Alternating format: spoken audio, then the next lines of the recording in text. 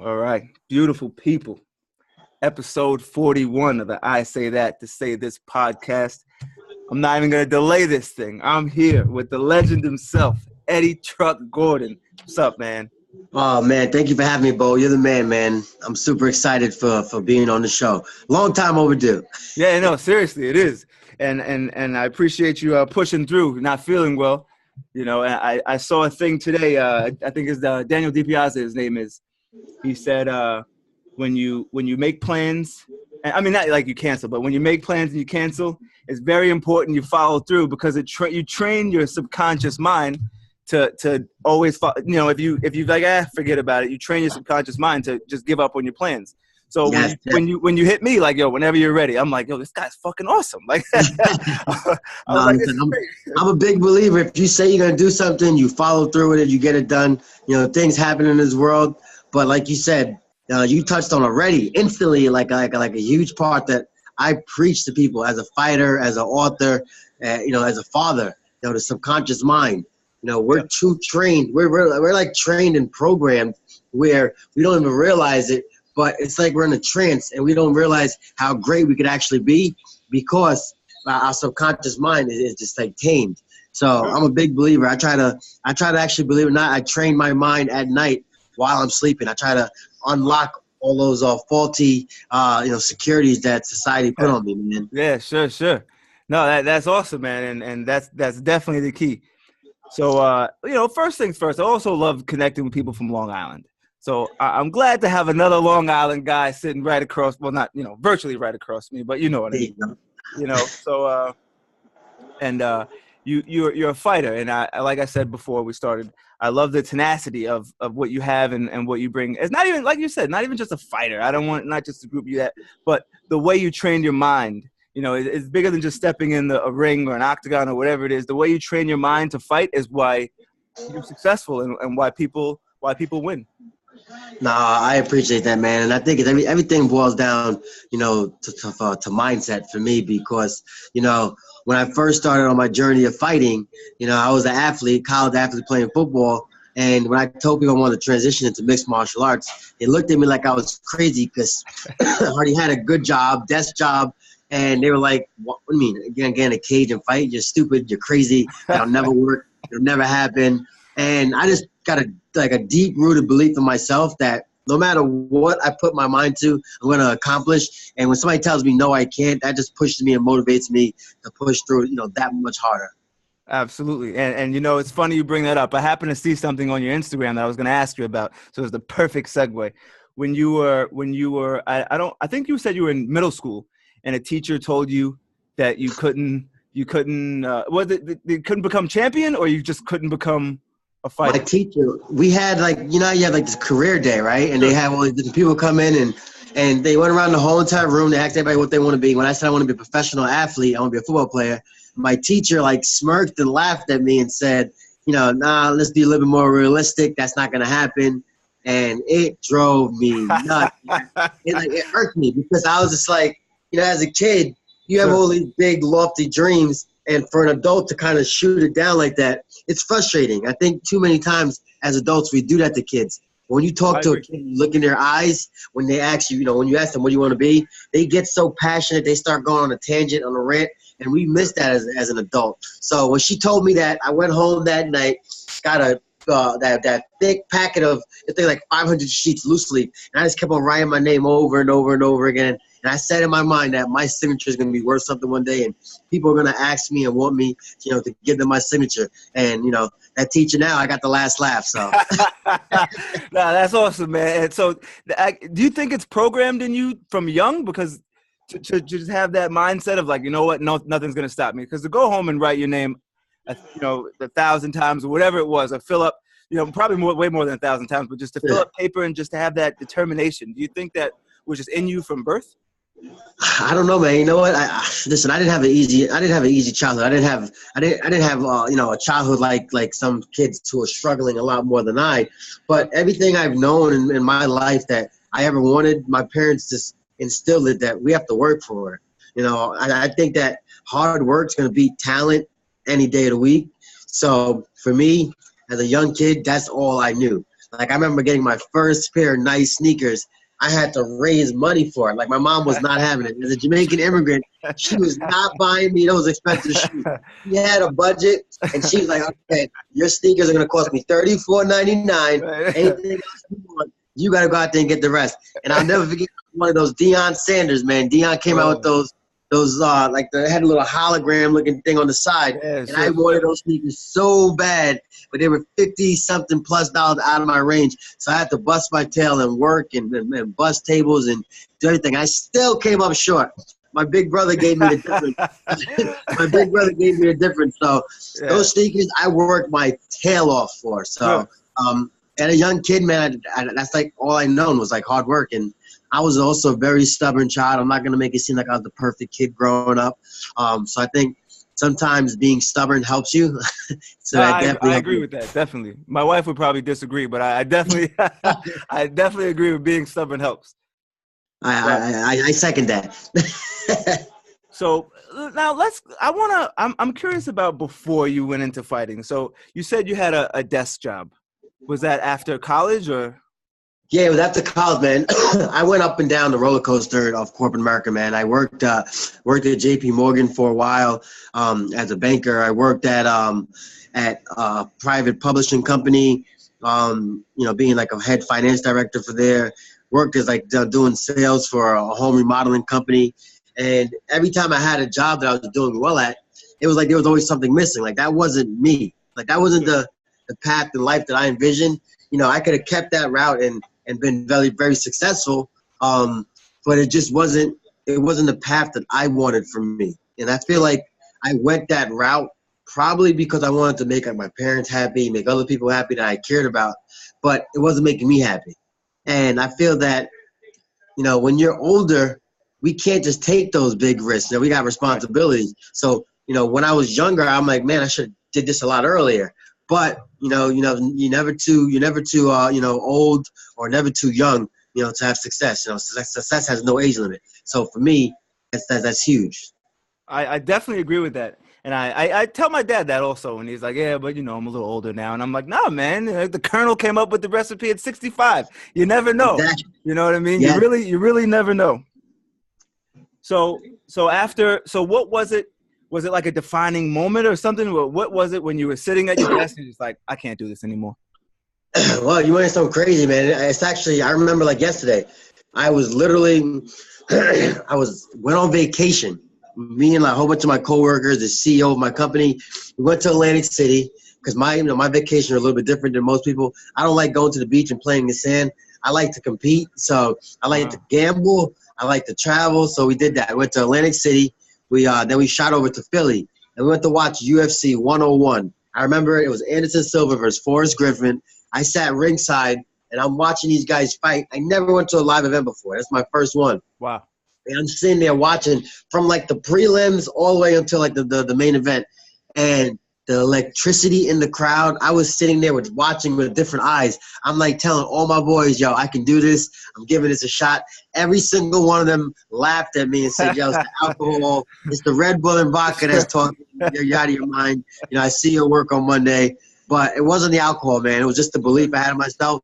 And I remember literally everything kind of happened, for a reason. Because that Monday I went back to work because that reality kicked in. And I went to the gym to lift weights, and I ran into Chris Weidman, who is like literally like my boy. And he wasn't even known at that point. He was just at a local gym, and we wrestled with each other in high school. And he said, yo, I'm doing this mixed martial arts thing. I'm like, oh, I just went and watched this fight, blah, blah, blah. He's like, yo, come down, check it out. You wrestled. You might, this might be something you want to do. And I went down there, got my butt kicked the first day, the first week, the first month.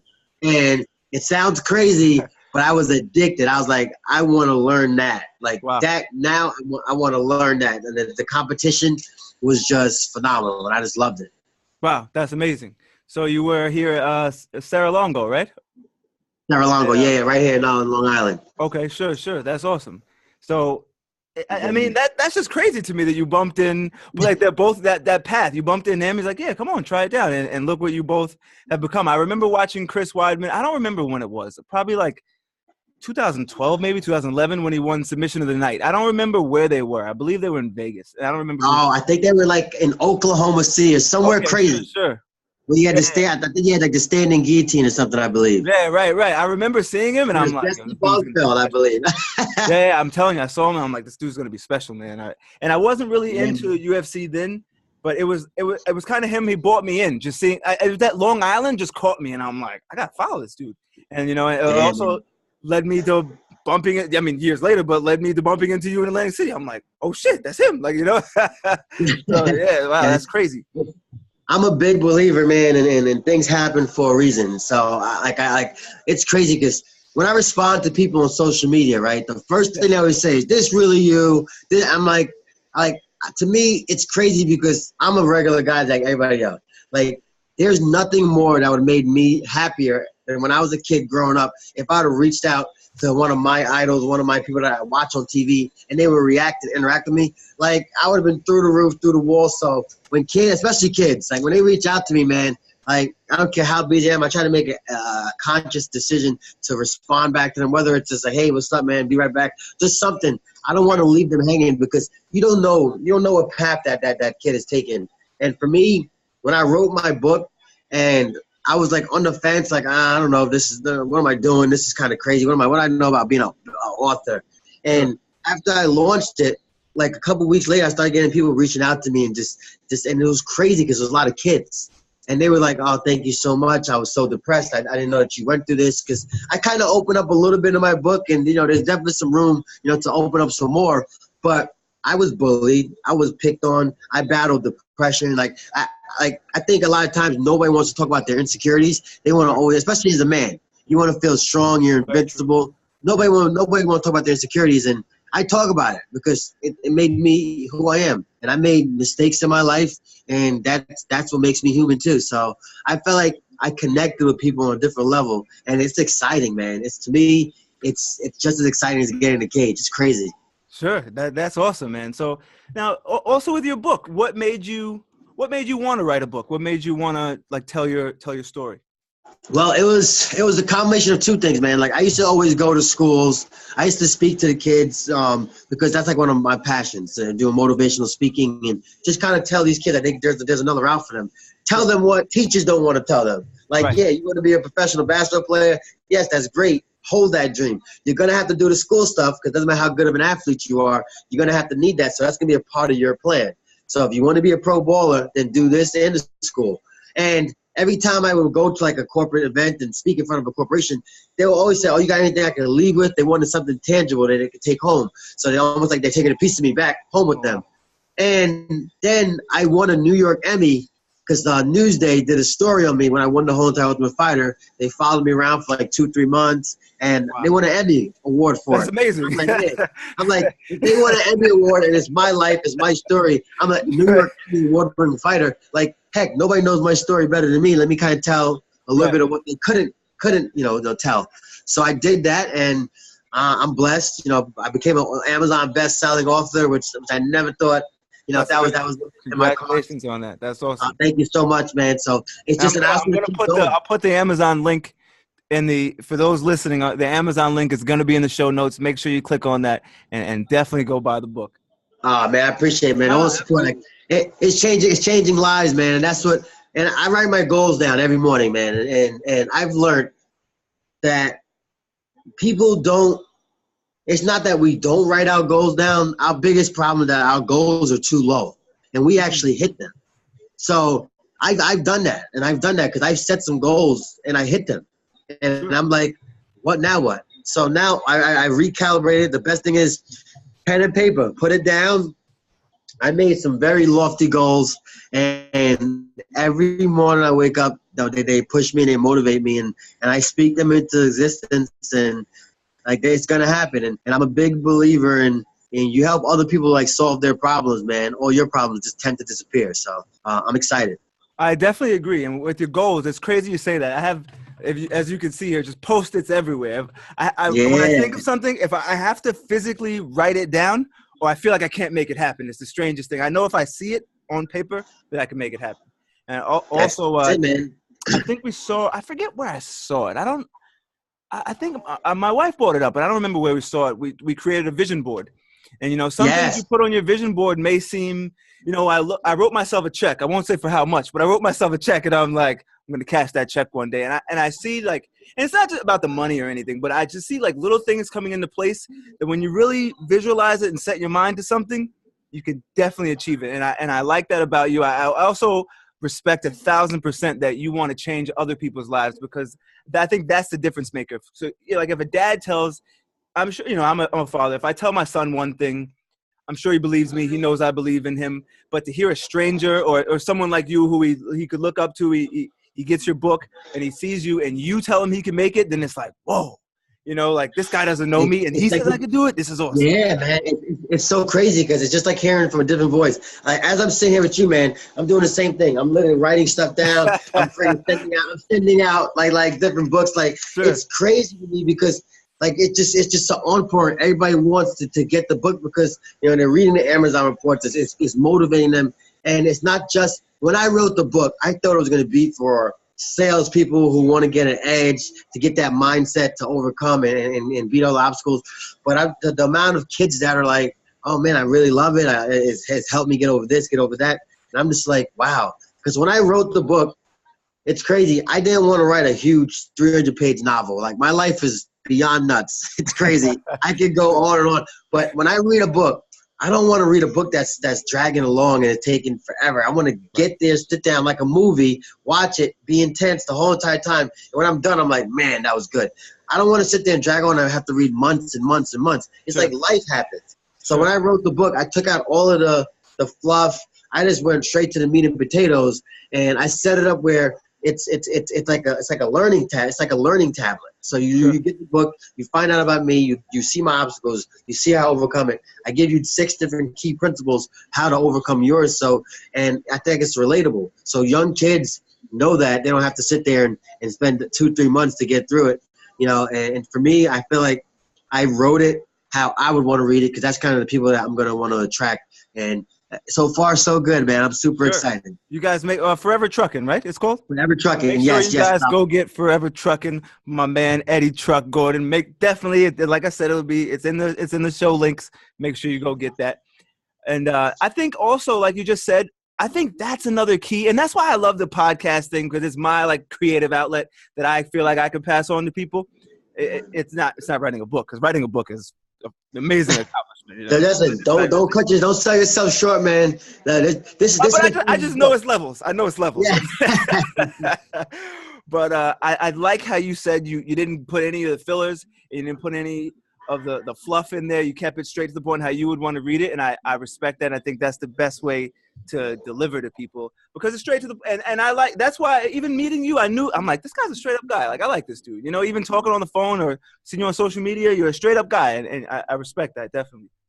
No, I appreciate it, man. I just want to treat people how I want to be treated, man. And the one thing I've learned, that as human beings, man, we're perfectly imperfect. So the second that we kind of think that we're too good or you know, oh man, this and that, that's when, you know, we're gonna get humbled by life. Yeah. Because at any moment, you don't know, you know, whose hand you're gonna have to grab on. If all of a sudden the earth opens up and I'm falling, I gotta reach out. If you're like, oh, this guy treated me like garbage, I ain't put my hand out to help this guy. Like, you just don't know. That's a real drastic, comparison. But you just don't know, you know, when, where, and how you're gonna need help from anybody. So you just want to treat somebody like you want to be treated, man. That's kind of how I decided to live. And this is something I developed over time. I was not always like this. Trust me. As a kid, I didn't want to share my toys. I wasn't that guy. It literally, I've learned that, you know, I've had some highs and lows in life, and it really, really humbled me. So I just genuinely believe that if you put out there that good vibe in the universe and you do the right things,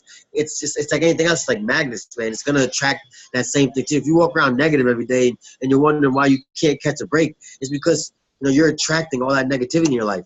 No matter how bad we have a situation in life, there is somebody that has it 10 times worse. I promise you. No matter how, when I'm having a crappy garbage day, I just sit there, and sometimes it takes longer than others, and I'm just like, why me? And I'm like, you know what? Obviously, you know, God thinks I can handle it. Man up, make it happen, and then stop just making excuses. So that's just what I live by. I preach that to my kids, man. I preach it over and over to them. Sure, 100%. I saw this thing. It said, if you have $10 in your bank account, you're richer than 80% of the world, and it blew my mind. I was just like, wow, because you think like being here in America or Long Island, wherever you are, we have listeners all across the world, but you forget that there's someone out there that just wants fresh water.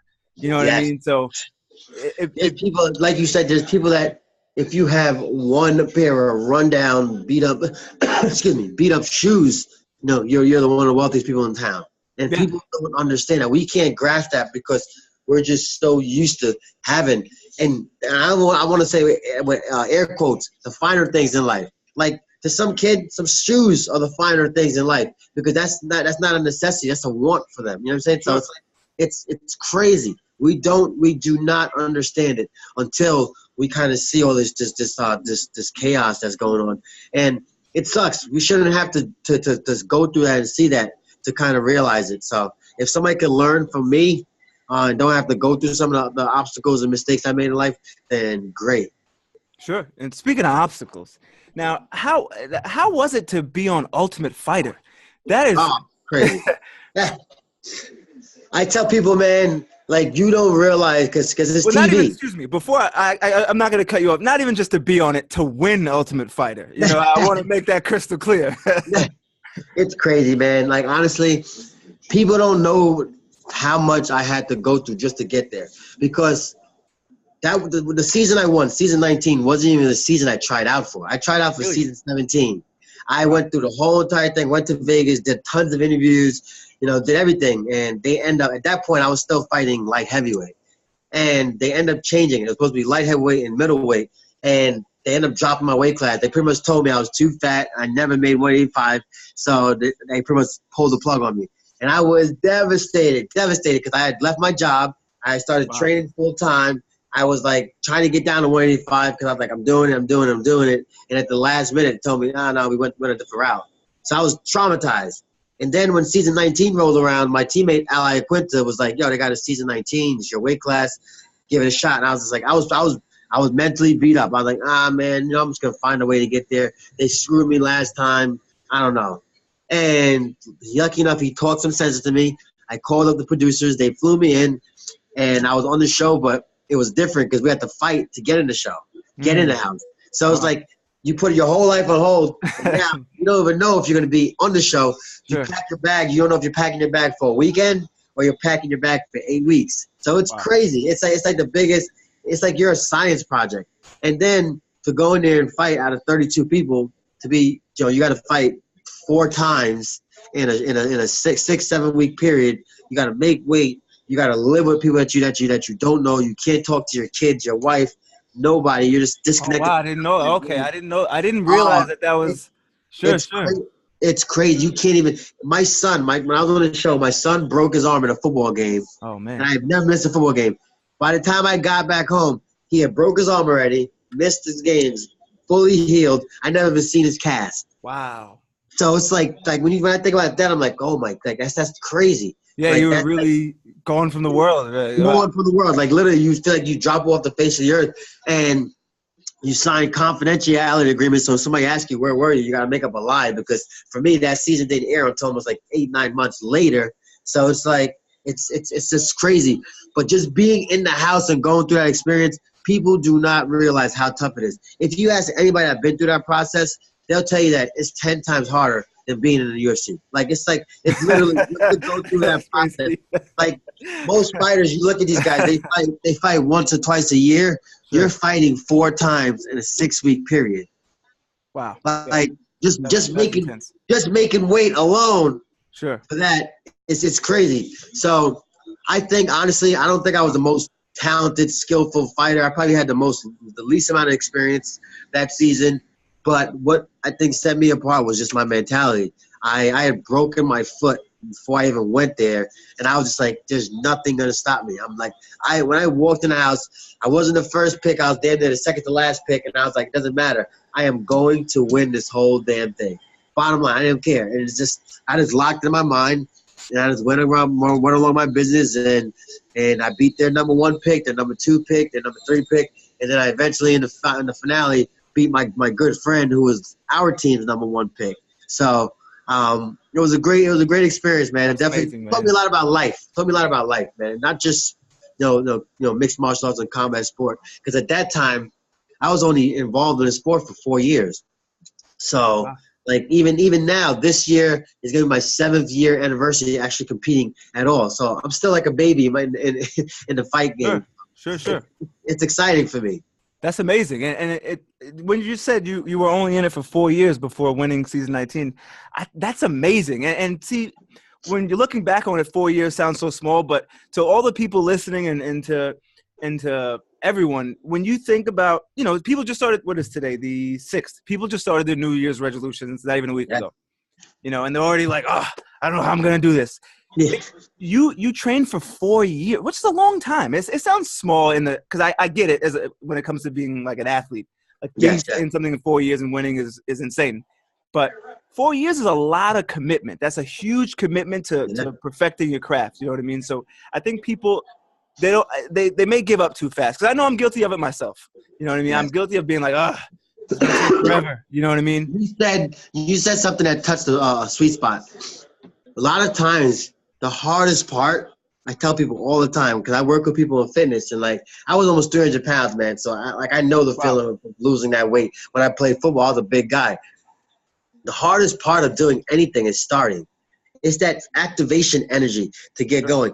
Once you create a routine, that's the easy part. But it's the hardest part is starting. And a lot of times, the reason why people quit, it was so hard to start, they can't imagine where the finish line is. Sure. And I tell people, stop looking for the finish line. Les Brown, I love Les Brown. I'm a big believer in personal development. And he said it best, a yard by yard is hard. A cinch when an inch is a cinch. So just go to little inches. Just be consistent. Like, just don't look at next week. Just try to own today. Like, I'm gonna eat right today. I'm gonna eat right this meal. The next meal I'm gonna eat right. And if you do slip up, because we're all human, if you have one bad meal, it's not gonna make your diet. And if you have one good meal, it's not gonna make your diet. Right. It's gotta be a whole combination of consistency. So that's the biggest thing when people are setting their goals. Like, everybody's probably still on track with their New Year's resolutions. Come around February 2nd, the second, third week in February, you're gonna see people dropping like flies. Things get rocky. Wendy's gets a little more appealing. You know what I mean? Exactly. And it's like, it's just if we can stop looking till next January and just worry about the next day and just build it up, it'll be after 21 days, man. You'll create a habit, and it'll be smooth sailing after that. Definitely, man. Now, I want to jump back to fighting a little bit. Now, how did you? Because I never actually personally understood this, so I got a good professional here to ask.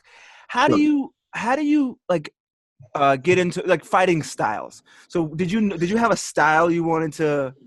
Yeah, see, for me it was it's weird. Like, mixed martial arts, I think kids now coming up are going to be a lot different because they're training mixed martial arts. They're training all the arts together. Okay. When I first came into mixed martial arts, all I knew was wrestling, because I wrestled in high school, and I played college football. So that's it. My mixed martial arts base, my foundation was wrestling.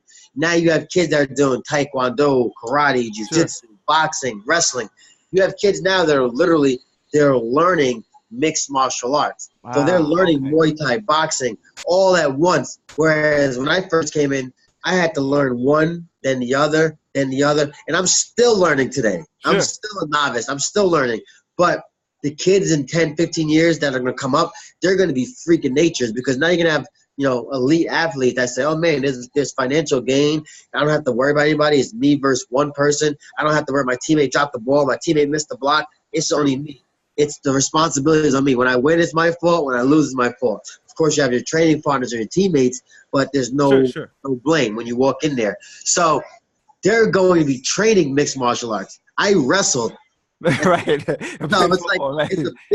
play football. So it's a big difference. But now that goes right back to when I won the Ring of Combat Championship. I remember fighting, a Glory kickboxing champion. His stand-up was better than mine. This guy's been kickboxing for years on top of years. But I just knew that I'm just going to keep pushing the pace. I'm going to grind this guy. I'm going to make him uncomfortable. And for him to beat me, he's going to be willing to have to stand in front of me. And I literally I wasn't more skilled than him, but I outworked him. I Sure. out-mindseted him. And that's how I feel like fighting, it sounds crazy, but fighting, you got to have a certain tenacity for it. But I think a lot of the fight happens up here. A lot of the fight. Definitely. happens above. Even with football. With football, everything is up here. Sure. Yeah, and I think that's another big problem we have too in society, man. We focus so much on what's below our shoulders, right? Our body. We train our body, we work out our body, we lift, we run, we do all that stuff. But why are we not training our mind? Right. Our mind controls our body. 100%. So it's like, why not train our biggest asset? I agree. And like you said, you have to get yourself to like the mindset, like, just to prove everything you said. You have to, it's not about eating right. And like you said, one bad meal is not going to ruin everything. One good meal isn't going to make it. You have to really get yourself on the right track. So also with fighting or boxing, I got a fun question for you. And I won't keep it too long. I don't want. I see you coughing and everything. Oh, I know. No, it's not you. Don't worry about it. No worries. But now, what was that? In August, this past August, Mayweather and McGregor had the big super fight, right? And I hear you talk about kids training, learning mixed martial arts and learning different styles. And that was my question. Because coming up, I always loved the idea of fighting. Like you said, it's just you versus another person. I won't say another guy, but because you could be man or woman. Yes, very true. Across from each other, giving it all you got, right there in the ring. You're all going to settle it right there. But now, and I would have loved to do it, but I'm not even getting punched in the face. So You're smart. So that's out for me. But do you think like with the big super fight that happened, there's going to be like cross platform fighting? Or I'm pretty sure after that fight was a lot of money was made in that fight. Oh yeah. Sure. They said that fight had more bets placed than the Super Bowl. Yeah. So you got to think about that. Like that was $1 billion fight. Sure. So it's gonna happen.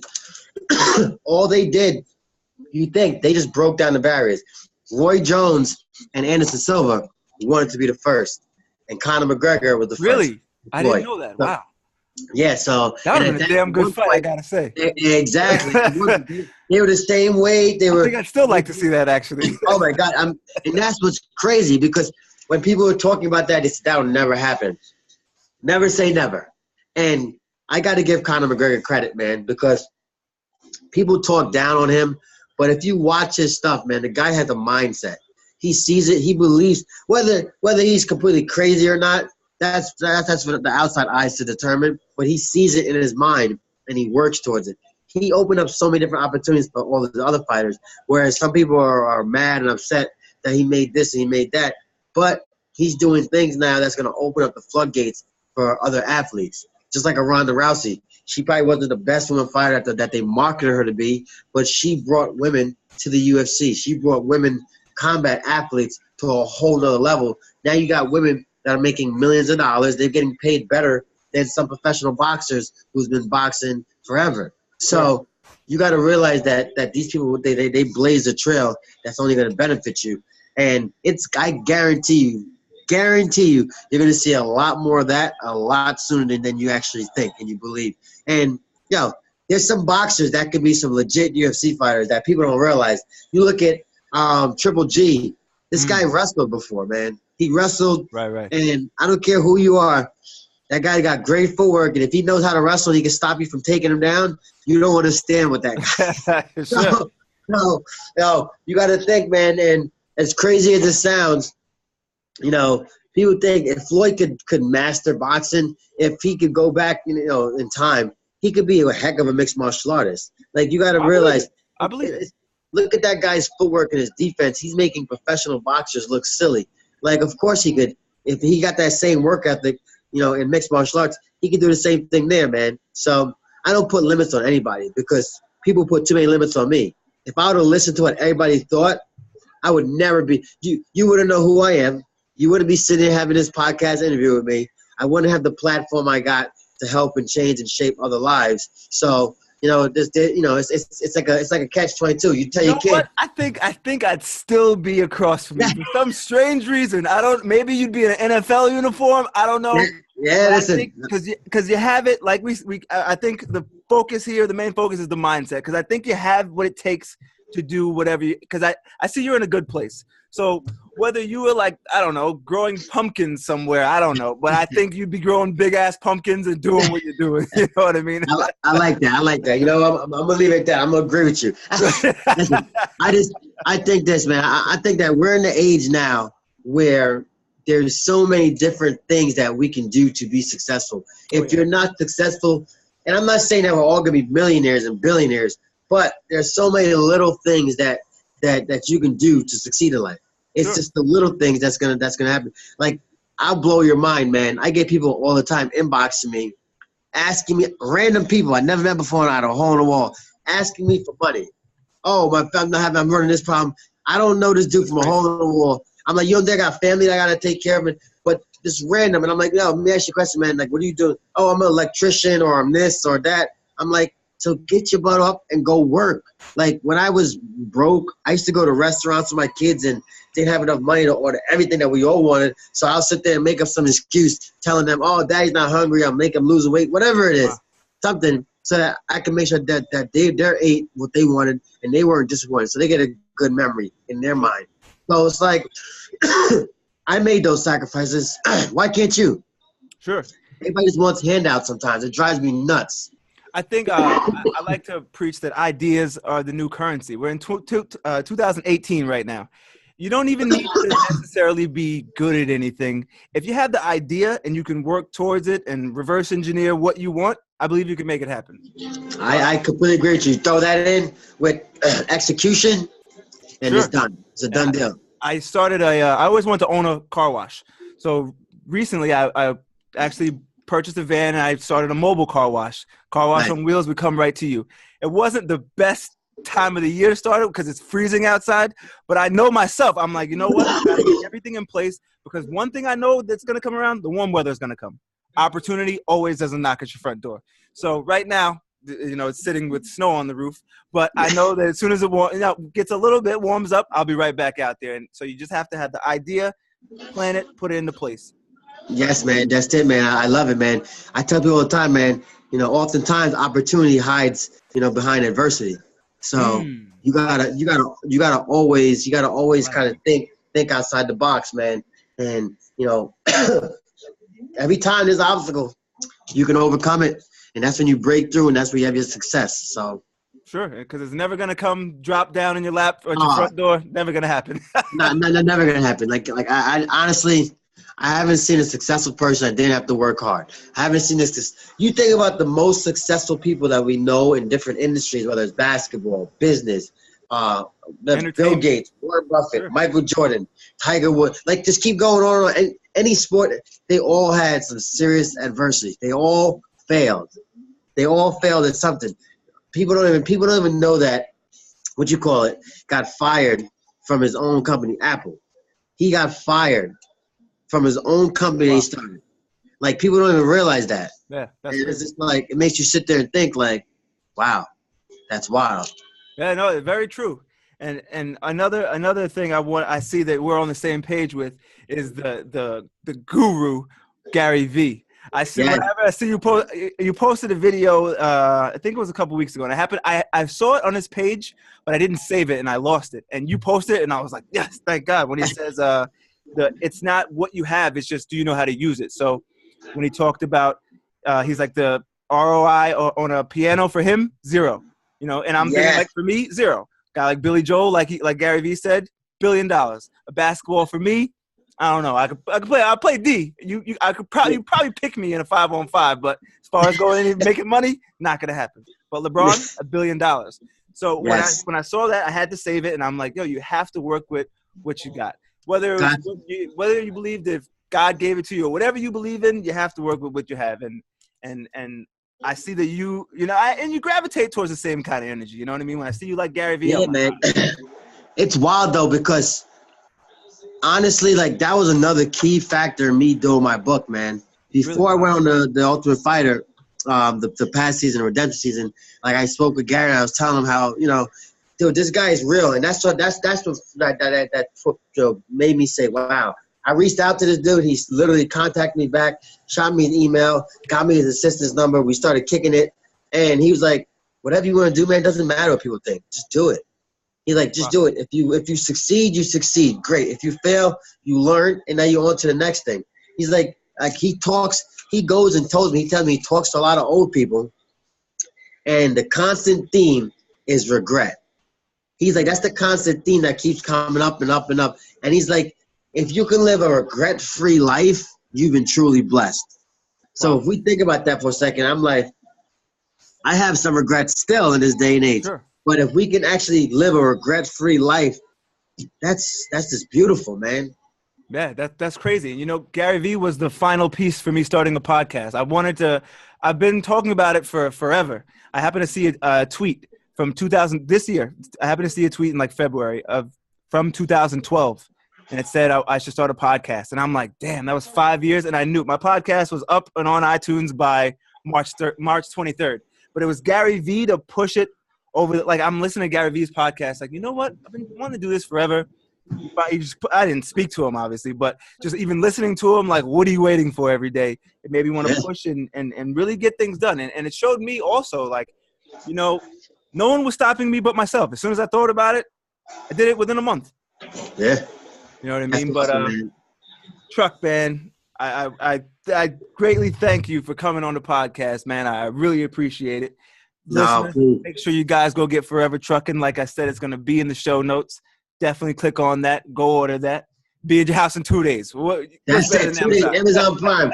In 2 days, you can 10 times your life and change your life, man. Like, honestly, I'm telling people, I'm obviously a little bit biased, but it's probably one of the most impactful reads of this year. And it's not gonna be a 2-month read. If you sit down, I'm gonna get you glued to that seat. You're gonna finish that book in 3 to 4 hours. If you read a little bit slower, it might be 6 hours tops reading time. And the audiobook's coming out too. 'Cause I have a lot of people that hit me up and say they want to hear it. They don't want to read. So I'm gonna do that for them, and I'm super excited. But yeah, my wife likes the audiobook. She's a dog trainer, and she does dog walking all throughout here in Port Washington, Long Island. But yeah, there you go. Yeah, so when she she can't walk with the book obviously, but when she has her headphones in, she listens to books. So that'd be great for people who are on the go, or if you sit in traffic or whatever you do. But yes, man, that's it. You just motivated me to get the audiobook done. That's it. I'm getting it done. I might have to come over to your spot, man. You got the whole setup. Look at the sound. We got plenty of microphones here. We got the foam on the walls. You got an open invitation, man. You know it. Done deal. Well, thank you so much for having me, man. I just want to say thank you, Bo. You've been amazing. And, anybody wants to reach out to me, I'm an open book, man. At Truck MMA_UFC. That's Instagram, that's Twitter, that's Snapchat. I try to keep it simple so it's consistent across the line. Truck MMA_UFC.